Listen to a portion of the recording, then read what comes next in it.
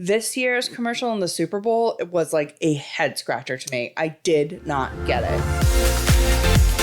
Welcome to Ducks Unplugged. 2 minds, 1 podcast, and 0 fluff. It's not just work, it's life, and it's definitely not usual. Let's dive in.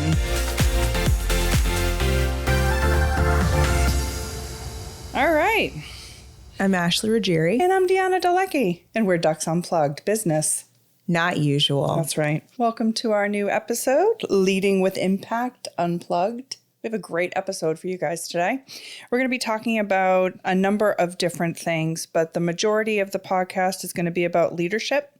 We're going to talk about lots of different types of leadership. We're going to talk about other leaders that we feel are doing a good job or that we've learned lessons from over the years. Yep. What were those lessons? We're going to talk a little bit about hot goss in both business and culture.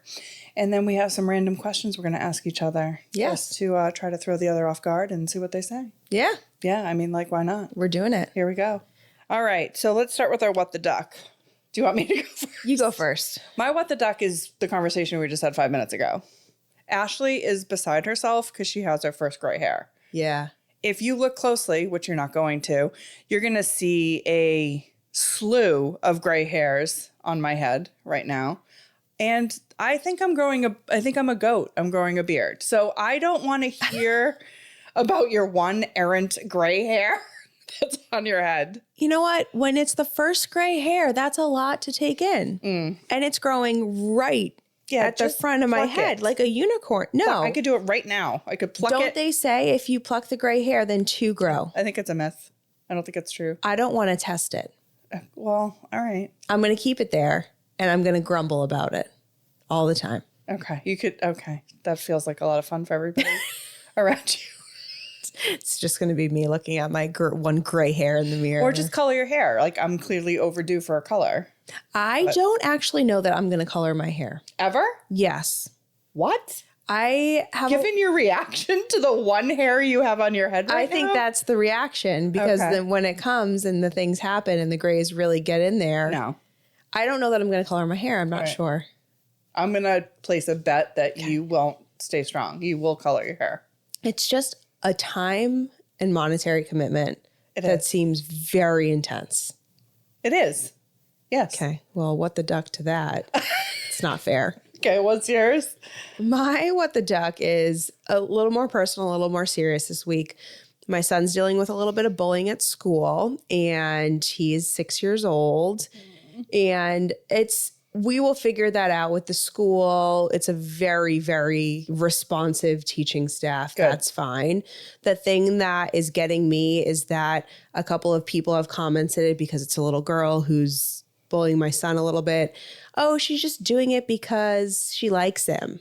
And I feel like that's such an unacceptable thing to put out into the universe. Bullying is bullying. Yeah, he doesn't know that either. He just feels bad. So I just feel like it's kind of weird that that's what people are saying to me to make me feel a little bit better when it's just not acceptable in any regard. Yeah. And so it's so hard to see your kid getting bullied. Yeah, so that's my what the duck of the week. All right. It weighed a little heavy on my heart, so I had to share. I know that other parents go through this too. Totally. It's really our first instance of dealing with it as well, so it just makes it a little bit harder. Are they in the same class? They're in the same class, yes. Yeah. It's hard, you know? Okay. Yeah, it's not fun. So I think that I win that one this week for... You can't... What? Just you can't vote. Just emotionally support me. Okay. Emotionally support you, but... Thank you. Listeners, I'd like to throw it back to you to let us know who wins the What the Duck of the week. Technically, I win both because it's my gray hair and my child's being bullied. This is true. All right. So I'm the winner. All right. Congratulations. Pat myself on the back for that one. Yeah, it's not. I don't want this award. Okay. Yeah. Right. Yeah. That's okay, though. All right. So, oh my God. So, all right. So heading into our core topic for the week is going to be more about general leadership. Let's start at the end of our list here. Yeah. Let's talk about some business leaders. And I took some liberties with this topic. I did too. It could be literally business leaders today or in years before, or it could be like fictional character. Oh. Yeah. Great. Okay. Business leaders. Great. Okay. So what do you have? Who do you look up to? Who do you not look up to? What do you... Yeah, no, mine's going to be one that ties to our love of reality TV. All right. So Bozoma St. John Bose from The Real Housewives of Beverly Hills. I don't know that one. She, you know what, to be honest, I really did not know a lot about her before she came on that show. I'm so glad she did. She is a boss. She's former CMO of Netflix, former chief brand officer of Uber. She has had major global positions at Apple Music, Beats, Pepsi. Like, she has done the work. Yep. And she's 48 years old. She's retired from the business world. Okay. But she's doing all these other things, workshops, speakers, motivation. Like, she is just such a boss. Yeah. And she's come on to The Real Housewives of Beverly Hills. And of course, I've never worked for her. I'm not super akin to what her leadership style is. Right. But the way that she's come in and started to form relationships and the way that she kind of manages some of the conversations within the group, you can tell she has a very strong leadership style. And she has been a mix of letting people say what they need to say and get their point across. But then she's coming back with a very well timed and well thought out response. Yeah. So she's been across that show a mix of what I would think a strong leader would be. And good. Clearly with her career. Yeah, I mean, that's in retiring at 48. absolutely. And just, focusing on the other things that she wants to accomplish for her life. So she has just been really, really fun to watch this season on The Real Housewives of Beverly Hills. The reunion's coming up. This episode will air after it. So I'm just excited to see how she does in her first reunion too. Yeah, because that's on your feet. I mean, that's like quick, right? Absolutely. Intense. And you can tell she's just so smart and she can like get right back in there. Yeah. So I think it'll be a good reunion showing for her. So she's one of the leaders. And then you're actually one of the leaders that I really wanted to point out, because I know that some of our episodes, if you haven't had a chance to listen to them yet, we've started to talk about leadership and leadership style. And your leadership style is one that I have not experienced before in my career. And that being someone who is really direct and wants to guide the people that work for her. Mm-hmm. And a lot of the times I've been in companies where the leadership is too busy to, give the feedback, or they're going to say it in a way that isn't going to really get the point across. So it's been really nice to have somebody who, one, cares to give the feedback, gives it in a way that we're not messing around. I understand what it is. I know how to go forward, and is just really supportive. So you were on my list for leaders as we come into this episode. That was nice of you to say. Yeah, of course. Yeah. I have some fictional ones, which are probably silly, but as we know, I am obsessed with Ted Lasso. Yes, you are. I really am. Yes. Like, it's kind of a problem. Obsessed. Yeah. And so, but I think his role, for those that haven't seen the show, please watch it, is he's just an unbelievably inspirational, real, emotional connection leader. And, he doesn't care that he's different. Mm-hmm. He's not trying to fit the mold, and he's really trying to help his team and teach them lessons as well, and make them better people as well as make them better athletes. Yeah. Right? And create that team culture, which was huge throughout that show. That's a good one of, again, the leader being invested in making their team better. Yeah. Because you have to be involved. You have to give the feedback. You have to have the conversations. Yeah. And your team is going to be better if you're not that kind of leadership. Correct. They're shooting another season. So they weren't supposed to. It was supposed to end at season 3. Okay. I may or may not have cried when that show was over. No judgment. And they're now talking. I think it's happening. That's season amazing. 4. Yes. Congratulations. Thank you so much. I have not watched it. Yeah. I'll put it on the list of shows that I'll watch F1 if you watch Ted Lasso. It's only 3 seasons. Okay. You're not going to do it. I can see it on your face. I don't think I have the time. Okay. There are a lot of Bravo shows on right now. There are a lot of Bravo shows Yes. on. What do you think about Miranda Priestley? Oh, How would you put her in? Like, what just category? watched this movie again for the 100th time. You had time to watch that. The Devil. I just want to point that out. Okay. I did. The Devil Wears Prada is a comfort movie. Yeah. So it does whatever can be happening in my life. And if that movie's on the TV, You're just going to leave it on. the movie stays on the TV. I think that she has her positives and negatives. There is a fine line for her being the strong, confident woman who gives her opinion. Yes. But she also does not treat Anne Hathaway very nicely. She does not. Or anybody for that matter. Right. So there's that fine line of you want to love her and hate her at the same time. At least I do. I feel like a lot of women portrayed on TV get the bad stereotype of being bitchy. Yep.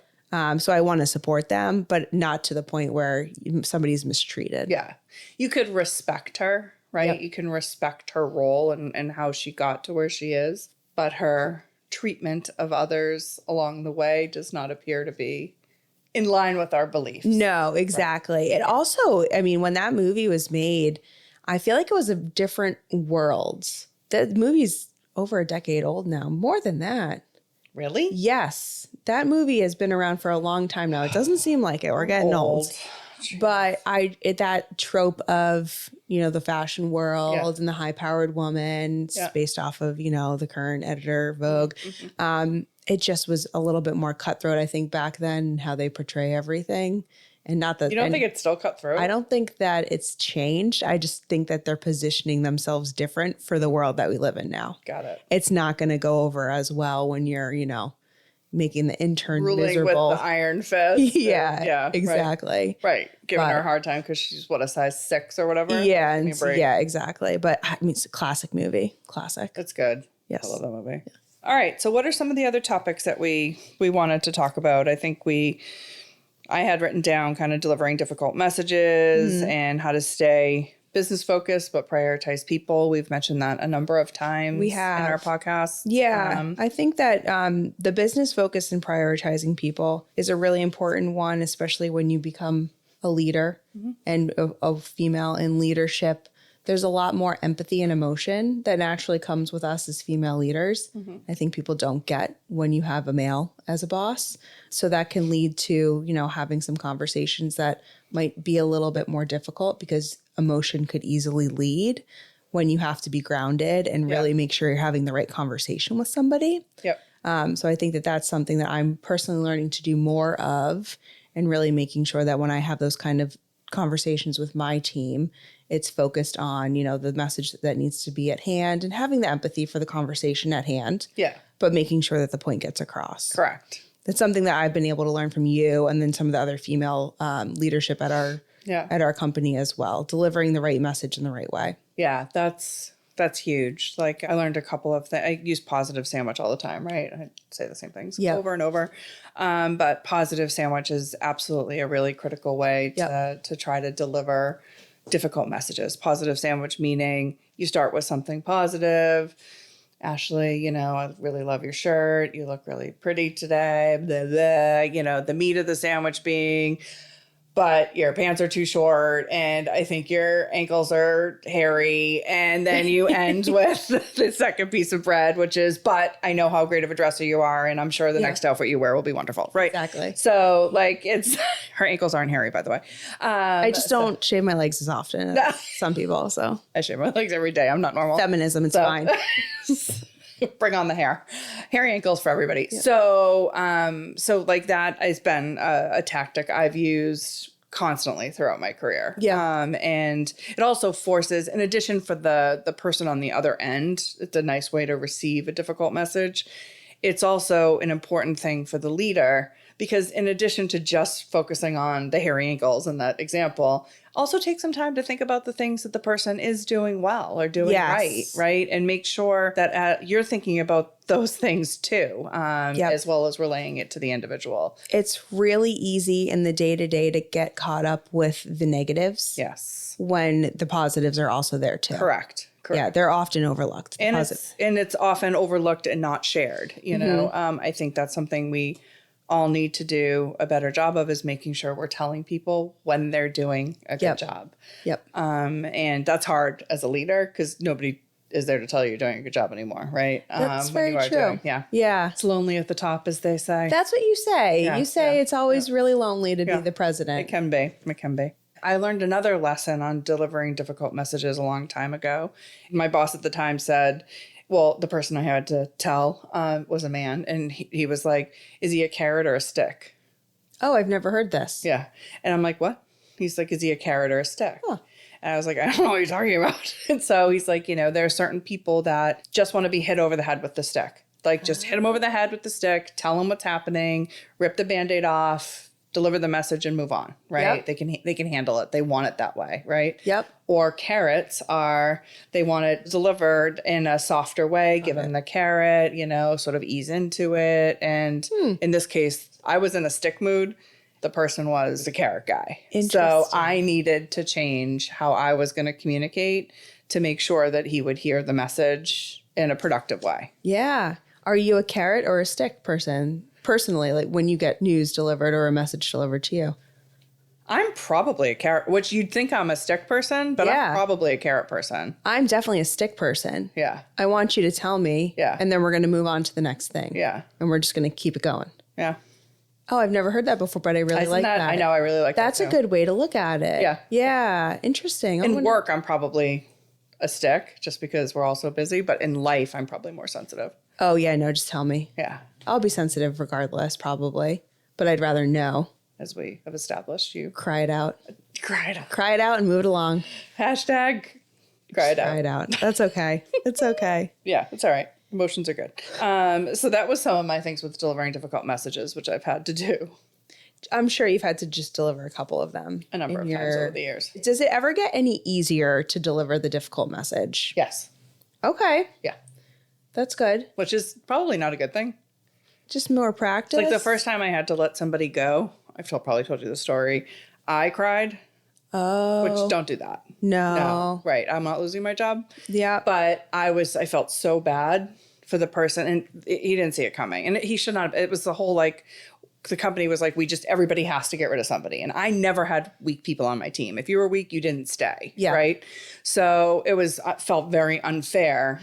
But I had to. So I had to fire somebody, and I didn't want to. And so when we were in the room, and I never fired anybody before, which is like, it's like the worst thing to do, right? And so I started crying, and he got understandably annoyed, right? And like, you're not losing your job. Why the hell are you crying? Like, it was just not good. Yeah. So that is something that, over the years, when you have to have tough conversations or make tough decisions, that does get a little bit easier in the sense of you get better at managing the situation. You took it as a learning lesson. I definitely took it as a learning lesson. To be able to, reflect on that and not cry the next time you were having to let somebody go. No, that wasn't great. Wasn't my best moment. It happens. Yeah. These things happen. Learnings. I can't, you know what? For the amount of times that I've cried, I've never cried while letting somebody go or delivering hard news for somebody else. Okay. It's always focused on me. So that's one thing I have going on for me. So you're sad when it affects you. Internalizing. But when it affects anybody else. Internalizing it. No, you would feel bad. No, of course I would feel bad. Yes. So what else did you have in your list on sort of leadership? Greatest strengths and weaknesses of good leaders. So what would you define as great strengths of good leaders? Decisive. People that can make decisions and not, they're not always going to be the right decisions. Mm-hmm. So, I think you have to accept that you're not going to have a perfect record, but making decisions, as educated as you can, right, is important to keeping the business moving forward, taking risks, doing all the things. I think you have to get really good at delegating and letting people do their jobs and finding the spots where you need to be involved and jump in to teach or to correct, or just if something's so big and important, you want to be a part of it. But making sure that you're surrounding yourself with people in some way smarter than you and not being intimidated by it. I think that was one of the hardest things for me growing up in my career, especially because I was always a little bit younger for my roles, is hiring people that were good at things that I'm not good at. That's important. Yeah, when you're a younger manager, you see that as, oh my God, they might be better than me. And what if they shine more brighter than me and they get promoted and I lose my job, right? Like, you can get into that cycle. Yeah. And it's not, that's understandable, right? Like those worries, but you have to get to a point where I have this job for a reason. I'm good at it. If I am putting people in roles beneath me not, you know what I mean? Not beneath me, Yes. but roles On your underneath team. my role. Yeah. And they're doing really well, that I'm able to focus on other things. And I look like a rock star for having a rock star team, right? And the way to do that is to hire people who can do things that you can't. Yeah. No, those are good ones. I think some strengths for me in leadership is when a leader can admit fault or wrongdoing. Yep. That can be really, really hard to do. I'm sure it takes a lot to be able to do that. But it's really refreshing to know that they're just people too. Yep. And everyone makes mistakes sometimes, and nobody's going to be perfect 100% of the time. Never. So that's always a trait that I've really admired when leadership can do that. And I try to do that myself too. I'm not perfect. And if I'm not perfect, I'm going to call it out as appropriate. And then delegating, that's one of my, I am still personally working on delegating. Anybody will tell anybody that about me. I like to learn. I like to try new things. It's getting harder as I progress in my career to know that that's not always going to be able to be the case. Right. And that's okay. Yes. It's not a loss of anything that I'm bringing to the table. It's a gain in me being able to bring something different to the table. Correct. So I think that when leaders can do that and be strong about it, and be able to structure their days in different ways that are higher level, using different parts of your brain, contributing in different ways, I always just am so impressed. Yeah. It's because I'm still navigating on how to do that. It's really hard to do. I'm sure. Yeah. I'm sure it's so hard to do because it's not structured like, oh, we have that client meeting on a Monday and then we have this presentation on the Wednesday.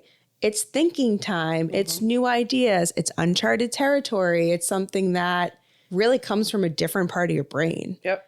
And you still have to figure out how to get everything else done and figure out some kind of structure that lets you be productive, but not in the way that's so task driven and oriented. Yep. So I always am impressed when people do that just so naturally, but I know it comes with time and practice. Yes. Those couple strengths. What about weaknesses of great leaders or leaders that are not doing as best as they could?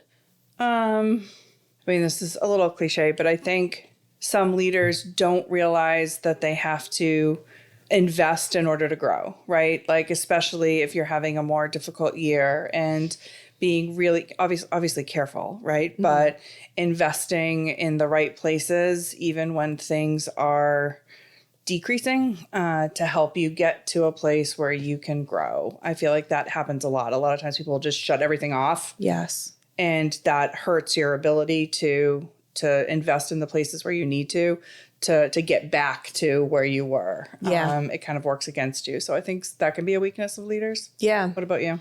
When leaders are focused on the wrong kind of culture for their companies. An office pizza party is not culture. No, agreed. That's kind of, the line that a lot of leaders walk. Right. Oh, we have such good culture. We have a ping pong table. Exactly. Right. And that's not culture. Right. And that doesn't make somebody want to come to work every single day and really put their all in effort into it. So I think a misguided focus on culture is a weakness in a lot of leadership. Yeah. And especially over the past couple of years, navigating in-office work from home, hybrid, trying to reset what culture needs to look like. And it can look different, but it's hard to do sometimes. Yeah. What do you think makes for a good culture? When you think about the people and the relationships and making sure that people feel valued and heard. And I think a lot of that comes with giving the positive feedback, making sure that teams can spend some time together. I mean, you're with these people that you work with 5 days a week, 8+ hours a day sometimes. So you want to be able to foster some kind of relationship that's appropriate and people feel comfortable and good about. Spend a lot of time together. So don't just throw a pizza on the table, give some opportunity to have some bonding time and really give people that value across the team. I think another thing that adds to that is try not to, easier said than done, but try not to have weak links, right? I think I've seen cultures sort of fade and become more negative when people feel like they're picking up pieces of other people's jobs and then not getting credit for it and whatever, right? So sour tastes can start when that happens. And so I think it's really important, right? People write jobs, right? Yep. And making sure that everybody is strong in the roles that they're doing, because then it raises everybody up. Yeah. I worked at a company in the past and there was this one person and they would just get passed from department to department. And at some point you're like, when are you going to let them Right. go? Like they just actually don't fit. And they're walking around the office. They're having a cup of coffee. They're going to everybody's cubicle. They're taking 15 minutes of everybody's day. Right. And I'm like, ugh. Yeah. Talk about her. It's demoralizing for the people that yeah. are working hard, that are doing their part, right? Exactly. Yeah. Exactly. Yeah, I That's a agree. really good point. That can be hard too. I mean, not for lack of somebody being a nice person, but if you're not doing the job. Right. You're not paid to be nice. Yeah. You're paid to produce. Correct. You can be nice while you produce. You definitely can be nice while you produce, but you need to do something. Right. Agreed. So, fun little fact that people may not know is Deanna almost did not hire me. Yeah, that's true. And we've come a long way because here we are now doing a podcast together. Right. But when I had my first interview with her, it was a phone screen and I prepped and I worked with the recruiter and I felt very, very good about this phone screen that I was going to have. And I remember I'm sitting at my kitchen table, pick up the phone, hello, pleasantries. And she gives me the tell me about your life and just starting from when you were in high school and kind of just start talking me up until where you are today. And one of the tips that I had gotten from the recruiter was you should always start with the 50,000 foot view down. And that's the best way to approach these kind of things. So I said, great. So wait, did you start Before I get into that, and I was mad you didn't listen. Second elevator pitch. And I just remember you saying, well, that's not what I asked, but did I really? okay. Well, I mean, in fairness, it wasn't. It wasn't. Okay. And my stomach sank. And I got through the phone screen. And then I said, I'm never going to hear from this company ever Oh, again. no, you were smart. And I then just didn't think you were fun. Yeah. I thought you was boring.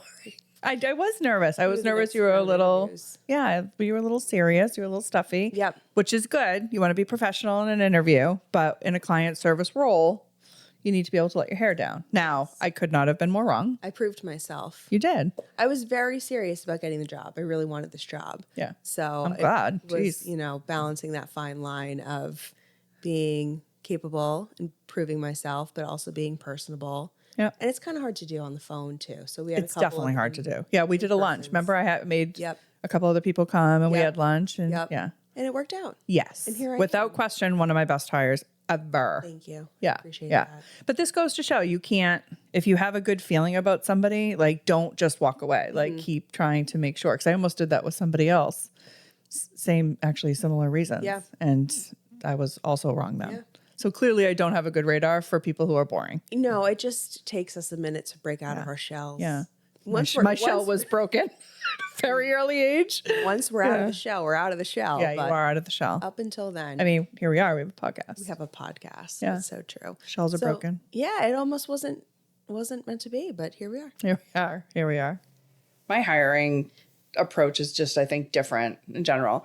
And actually, it goes back to one of the leaders I worked for in my career who was amazing. There's this guy, Waleed, who ran a company a couple companies ago. He was in charge. He's sold and bought and sold and bought. Like he's done a lot with his career. And he was tough. Like he had really high expectations of everybody on his team. I was an account manager. I was coming in at just sort of like a relatively mid-junior-ish level. He interviewed me for over 2 hours. Wow. That's a long time. Yeah. And it was intense. Intense. Wow. I mean, I actually kind of liked it. I'm sure you did. You love a good interview. Yeah. I was kind of fascinated by the whole thing. And he kind of took me under his wing because I was, I think, kind of fascinated by the whole thing and taught me how to interview, right? And things to look for. And when I interview and look for, I'm looking for the intangibles, right? I'm looking for things. I'm looking for why you made decisions on your career and how you got to where you are. It's helping me understand how motivated you are, what your thought process is like. Are you smart, right? It's such a silly thing to say, but I need you to be smart in the way that we need somebody to be smart, right? As far as how they make decisions, how initiative they'll take to learn and to problem solve. I mean, when you don't know, right? And things like that. That's what I'm looking for. And then obviously you want somebody who's going to fit in with the culture, right? And so interviewing Ashley, she ticked so many of the boxes on experience, and she was very smart and all the things, but she was very passive and very even. Yes, even is the word that I've gotten all the time. Yeah. Yep. And I was a little bit concerned that she was too even for Proved the you wrong. Yeah. But there were so many strengths about her that I'm like, I don't want to just, I don't like, we need to explore this further. So how can we do that? Right.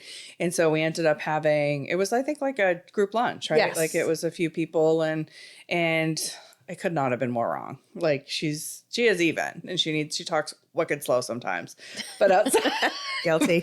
outside of that, she's one of the funniest, very outgoing. She is down for anything all the time. She's the one that does karaoke at company meetings. You know? Yeah. And so I was wrong. And, we were able to sort of take a couple more steps to make sure it was the right fit. And it was 100% the right fit. I'm glad you did, because you. a lot of companies would have just let it go if they weren't feeling it. Yeah. And I would have been very sad. I would have been really sad. Because I really like working here. I like you working here. But it was interesting because, of course, I had absolutely no idea that this is the conversation going on in the background. I probably told you at some point. At some point you told me, and I was like, ooh, okay. I was very happy to prove you wrong on this. Yes. When you're interviewing, and especially as you're building your career in interviewing, you're not getting a lot of guidance on what you might be looking for, which are the intangibles. Right. It's okay, focus on the experience, focus on the results, focus on what you've done. What are your strengths? What are your weaknesses? Where do you see yourself in 5 years? Like, I hate those interviews. Yeah. And I know they're very common, but that is not at all what I'm looking for. Yeah. I don't care what you're doing in 5 years. Hopefully you're working for you still in 5 years. If you're challenged and you're getting compensated well and you're learning new things and you have opportunities to do new things, why would you leave? It's true.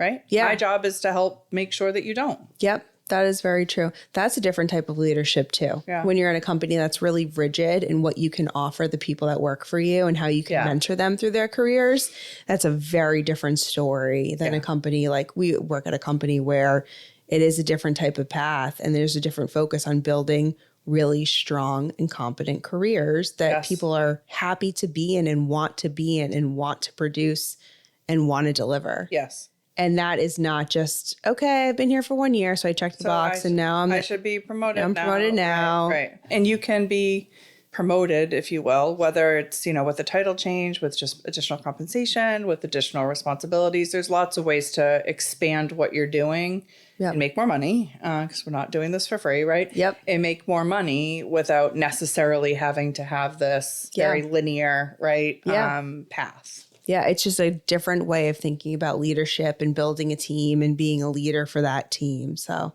and you can do that a little bit easier in a smaller organization. That is very true. So, although I would challenge the larger organizations to figure out some kind of middle ground. Agreed. Of course, it's going to be more difficult when you're talking about hundreds of team members and different structures, but where's the way to humanize it so that employees really are feeling fulfilled? Yes. And doing the work that they have to do. Again, they have to be productive. Right. But we're also people at the end of the day. Absolutely. Yep. Yep. It's a great conversation. I think so. I'm really happy I got hired here. I'm very happy that you got hired here. That's great. That would have been a big mistake on my part. Can you imagine what would I be doing now? I don't know. I don't know. I don't want to think about it. No, we won't think about it. All right. So let's talk a little bit about some hot goss Okay. in business and culture. I'm going to go first if you don't mind. You go first. So yes. one of the things I saw is, have you heard about this debate between, is it Verbo or VRBO? Verbo? I always say VRBO, but I feel like it's Verbo. It's Verbo. It's vacation rental by owner. Correct. So that one versus Airbnb. Airbnb. So Verbo just took out, did a big advertising campaign. There were billboards. I think there were other things. They actually took out billboards near Airbnb's corporate headquarters. Awesome. Think of us as Airbnb's hotter, cooler, friendlier, long-lost twin that never has hosts.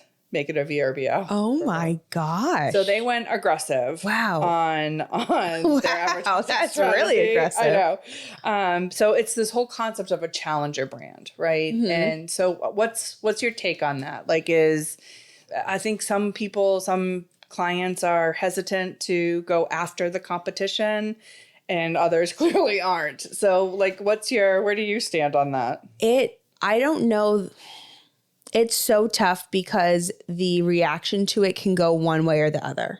You're either for it or you're not feeling it. I mean, you just gasped when I read it. I love that stuff personally. It's interesting. It's fun. I love when you can kind of poke a little bit at another brand. It's memorable for sure in a world where there's just a million messages coming at you 100,000 miles an hour.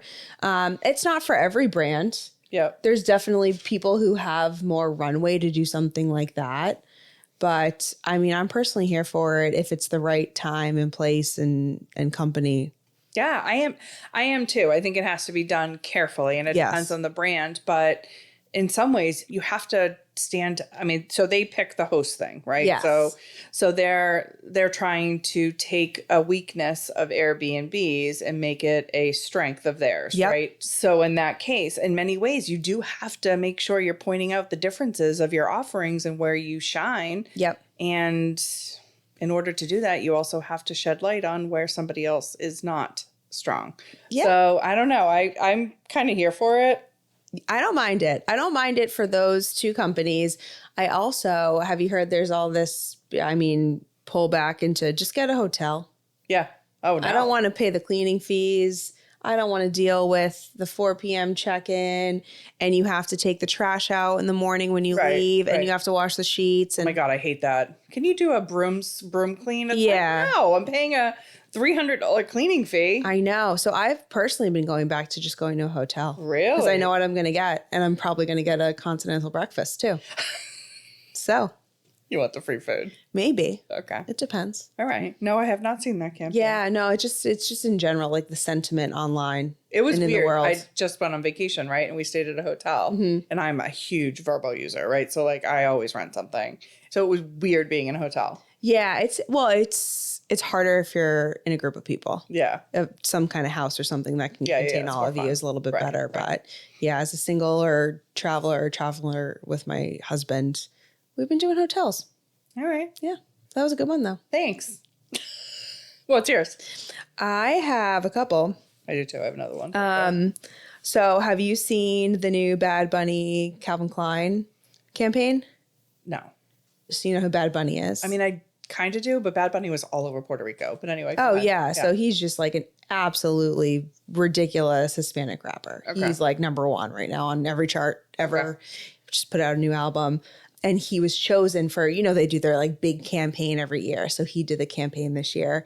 And it's just all this, like everyone's filming their like abuela watching Bad Bunny in the campaign. And they're all like, so it's been all online. But it's getting so much attention. And you think of some of the past Calvin Klein models, like the Mark Wahlberg, Justin Bieber had a big moment. David Beckham.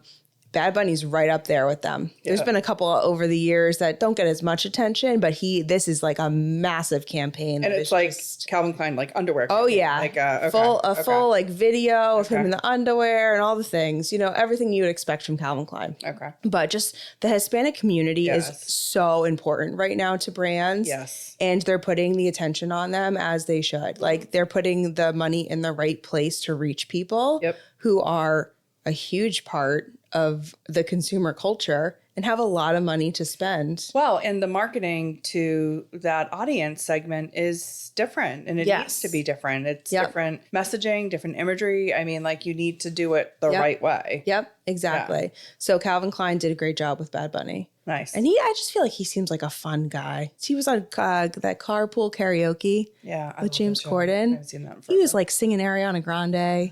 He just seems fun. See, this is where I know I'm old. Oh, I'll send you the clips. Besides the gray hairs, obviously. Yeah. But that's another indicator. But I'll send you the video clips. Thanks so much. But yes. Did you see the Severance? I don't watch the show, but I'm going to. But the pop-up in New York City? I did not. No, I also don't watch that show. I'll put it on my list. So I can't speak to it, but I've heard it's really good. Yes. And the whole concept, I guess, is you're innie and you're outie. So like it's completely severs your work and your personal life. And like when you're in your personal life, you don't know or think or anything about work and vice versa. So they did this pop-up in Grand Central Station where they literally had all the characters from the show. Oh, that's cool. Create like this glass case, and they're all working as if they would on the show in this glass case to tee up season 2. That's very cool. How cool is that? I love that. So it's like this crazy pop-up, and I wish people did pop-ups more often. Yeah, the experiential marketing, right? Experiential marketing. It's a tough one. Yeah. You got it. All right. I think I almost got there. Yeah. Completely nailed it, but you got it. I tried my best. All right. That is a hard sell into the budget. Very hard sell. It's a lot of money. It is. And it's not a guarantee for a conversion. Right. But the awareness and the engagement is there. Yeah. But that's hard to say, hey, we're going to go spend X amount of money, but we're not really sure how many people are actually going to buy into the thing after. That one was like in Grand Central Station. Like, and it was, I mean, I don't know what the performance was. I don't know what how they define success. It got you talking about it and you don't watch the show. I'm definitely talking about it. Yep. Right. Yep. Right. And you'll actually end up watching the show. I am actually. I've heard it's really good. I've heard it's really good too. Yeah. And again, I don't have time. One day. You have a long list of things that you're never going to get to. I know. Have you seen the new Apple AirPods 4 commercial with Pedro Pascal? No. Oh, it's so good. Okay. It's so good. I love him. He's like such a good actor. He's dating Jennifer Aniston. Go ahead. Oh, wow. Okay. That would be great. Yeah. So it was directed by Spike Jonze. Okay. It is like a 5-minute kind of long form commercial. Dunkin' Donuts just did something like that too. They did during the Super Bowl. Yeah. And number one, I thought it was super interesting because short form content is what everyone is producing right now. Right. Quick, short form content. It goes on your socials. You go, you do it again. Yeah. You just hammer out all of these little pieces of content. Yep. This is like a little mini movie, and it takes you through this journey. And Pedro's just been broken up with, and he's all sad. And then he goes into this world of color, and he's dancing, and it's just so well done. Where did you see it though? Where does one put a 5-minute? So they are doing cut downs of it, and they're putting certain 30 or 60-second versions of it online. I've seen it streaming on my YouTube TV. You can watch the full video online, though. But like, where does the 5-minute exist? It only lives online. Okay, so it's not actually being used. Yeah, they're not putting a 5-minute commercial out there. Okay, yeah. But they're using the cut downs with the known fact that people are going to Google look it. at it. Do the cut downs work? Like, are they getting? They do work. Yes. Yes, they do work. You don't understand the full context of the whole video from the cut downs, but they're bright and engaging, and the music's great, and they're dancing, and it's Apple. Right. I mean, so those are amazing. Yeah, exactly. So you do what you will with that, but it's just a really good commercial. And I love that they chose him because he's not a professional dancer. Right. Did he crush it? Absolutely. Yeah. He did a great job, but they could have gotten somebody who, was like a real dancer. Right. And it just made it more real. Authentic, it made more emotion, more authentic. So definitely watch it. It's good. And the songs that are in it are really good. But check it out. It's been a long time since I've seen one of the Apple commercials like that where I was like, oh, that was good. Mm-hmm. Like that was a really good one. The long form commercials, interesting. So I've historically have loved what Ben Affleck's been doing with the Dunkin' commercials. Yep. And the last few years, I've just thought they were hysterical. Like him and the J-Lo thing with the drive-thru, and then him and Matt Damon last year. Mm-hmm. This year's commercial in the Super Bowl, it was like a head scratcher to me. I did not get it. Yes. And I wanted to so bad because I love him so much and I love their commercials. But it was a cut down of, and I didn't realize it at the time, right? Yes. It was a cut down of the long form. Mm-hmm. If you watch the long form, it made more sense, but it did not work. Did not translate as well. No. Yeah, there was too much of the story missing. Yes. Which is what we talked about because we're doing our own commercial for the company we work for, Blue Duck Agency. And a 15-second cut down does not make sense. Right. For what we're trying to do. So we're going to skip that one. It's not going to work. Yep. Right. Yep. Right. So yeah, I think that they didn't do a great job. On one hand, I went and looked for it. But did I go and look for it because I'm a marketing geek and I'm like, I don't get this. And Duncan usually does amazing things. Yes. but it didn't feel like it was successful to me. Yeah, I feel the same way about that. But I like the idea of the Dunk Kings in general. Yeah, it's cute. And we get munchkins on the weekends to, bring to the sports and bring to all the kids. And we've had a bunch of the Dunk Kings branded munchkin boxes. And the last ones we've gotten have had stickers on the side. So my son is obsessed. Like saying what? Like, what do you mean? They're just like little stickers, like a little donut. Oh, that's fun. That he can like put on the box. Aw, So he's like, we got to get the munchkins with the box with the right, stickers. that's working, so then. that's Yeah, working. there you go. Better than the cut down of their 6 minute long. I think it was 6 minutes. It was the original commercial. It was long. So it's just interesting how, short form content versus long form content versus something in the middle. But regardless, video content has to be done. Yeah. So yeah, it really does. But it has to be done right. It has to be done right. well. Yep. Correct. All right. So let's end with some off the cuff, completely random questions for each other. How do you feel Great. about that? I feel great about that. Do you want to start or you want me to start? You can start. Do you believe college pedigree matters? No, I don't actually believe that college pedigree matters. I think if you have a college degree, that's great. I have a college degree. Mm-hmm. The things that I learned for my marketing degree back in the late 2000s, not as relevant today. Right. So things have changed. I also know people who don't have college degrees and have done extremely well in their careers. So you can't necessarily teach being the right person for the job. Right. I agree. I agree. It's probably a very unpopular opinion, but I don't think, like, if I get resumes and I see one from Harvard and I see one from, I don't know, give me non-Harvard, it's not going to, that's not going to sway me. Yes. Right. I agree think with that. what you do during college is way more telling than what college you're at. Yep. Right. Absolutely. So, because I'm the same way. My college degree is not impressive. I remember one of the first classes I took. It's like, there's this new thing. It's called Google Analytics. And we're like, ooh, Google Analytics. Yeah. What's that? You can be certified in it. I'm like, oh, my, it's changed 7,000 times over. 7,000 more. Exactly. There was no influencers back then. Social media was only Facebook, and you had to have a college email address. MySpace, maybe even. Oh, yeah. Yeah. Like innovation and marketing changes so fast that right. you're learning different things. If you could only watch one Bravo TV series for the rest of your life, what would it be? Oh my God. Just I know. one? Yeah, just one. If I pick Below Deck, can I watch all the Below Deck? Sure, I'll allow it. I'll do Below Deck. I'll allow it. Okay. That or Summer House. Or You got to pick one. I'm going to do Below Deck. Okay, why Below Deck? I love that show. I was going to say stupid show. I love that show so much.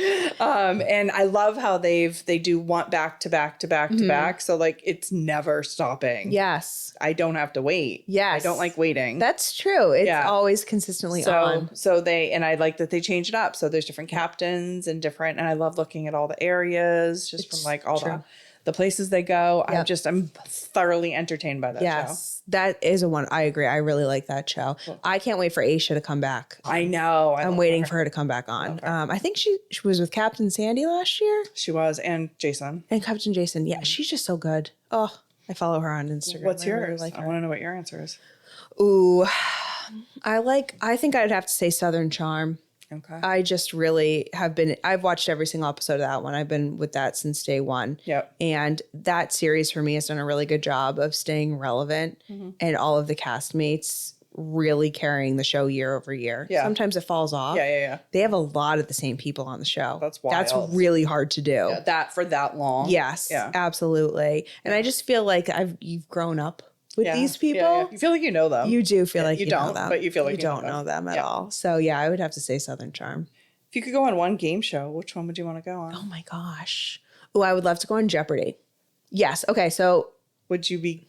I'd be excellent at Jeopardy. I know so many random facts. Seriously? Yeah. Like that's hard. The only person that's better at Jeopardy than me is my sister. So when we were younger, I was living in my first apartment in Boston and she was interning. So she was living with me. And every single night we would watch Jeopardy and we'd watch it with my roommate. And he would never get the questions right. And Eric and I would always get the questions right. And he would get so frustrated that he couldn't get them right. So yeah, we are a big Jeopardy family. All right. You're good. Yeah. Why haven't you tried to go on? I don't know. I actually have never just thought about it. I mean, let's do it. How do you do it? I think you just apply. Okay, I'll apply. See how I do. Yeah. Okay. What about you? Oh, Family Feud. Oh, that's a good one. I love Steve Harvey. He's great. He's so funny. Yeah, he's really funny. That's a good show. Funny. So I would totally love to go on Family Feud. You should try to go on Family Feud. I don't have a family that would go on with me. I'll be your family. My work family? Yeah, Okay. yeah, there you go. All right. We'll go on it. We have to find I'm sure I'd be very good. 3 other people, right? Sarah, we could easily. Sarah, okay. Yeah. Yeah, we'll get a couple of people. Good. All right. I think we'll be good. Yeah, that would be mine. I love him. I felt so bad for him when he announced the wrong. Remember that? Oh, the Miss whatever. Miss US. Yeah. That was tough. I felt for. I mean, memorable. Yes. His career did not hurt from that. It did not. If anything, it got better. Here's a question with Steve Harvey. Do you think he ever rewears a suit? Oh. And do you think he owns them, or do you think they like rent them somehow? I don't think he rewears them. I think he gets them loaned to him. Okay. I'm sure he has a very nice collection of suits as his base. But I bet you... I don't think he rewears. Do you think he gets them loaned? He has. Yeah. I mean... Like a partnership with somebody. Right. Like sometimes they're like yellow. I mean, they're like... Yeah. Right. He makes some bold choices. Yes. You can't buy that many suits. No. Right. It's just not economically feasible for anybody. Storing it. Nobody's house is that big. Very true. Right. Yeah. That's a good question too. Yeah. What do you think's the biggest misconception about being the boss? I don't know how to answer it. It's probably what I said earlier. Like, I think everybody thinks it's fun. You have all this control and power, and just like, it's, I jokingly say it's lonely at the top. Like it's a lot. You have it all on your shoulders. I feel a tremendous amount of responsibility for all the people at the company and their careers and, their personal lives, because jobs tie to personal lives. And, and so I think people don't realize how hard that is sometimes. Yeah. And, the responsibility is like, okay, I don't care. Like, you took the job. It's your, you're getting paid really well. So you should have, but it can be hard and lonely, and an attaboy is, you don't get those anymore. Yeah, that's true. And doesn't mean as much when you give it to yourself. I'll give you a pat on the back every once in a while. Send you a little thumbs up emoji. Thanks. You're doing great. Great job, Great boss. job. Yeah. So I would say that. And I don't know, there's probably others, but I think that's a big one. yeah. For me, I think that the biggest misconception is that, this is going to sound bad, but you're doing nothing all day. Oh yeah, that too. Yeah. Because you don't necessarily hear from the boss. Yeah. So it's not like they're not Yes. doing anything. Yes. But they're just not going into base camp and making the comment and uploading the PDF. And, not to use bad language, but shit flows uphill. Like, so that's what people don't realize a lot too, is like, I have a full list of things that I'm doing for the company and whatever, but you also just have to be at the ready to deal with the unexpected and the hard stuff. Right. Yes. And again, like, we had a tough year this last year, and we had to navigate some new situations, and like, people that work, you have more insight into everything that went into that. Most people don't. Yeah. And that was hard. Yeah. Hard for a couple reasons. And so the emotional toll and the sort of the things that the leader has to do is often heavy. Yeah. Yeah. Great answer. Yeah. Do you have anything else? I do have one more, actually. Great. Okay. Yeah. Do you have any regrets in life, or do you view everything as a lesson?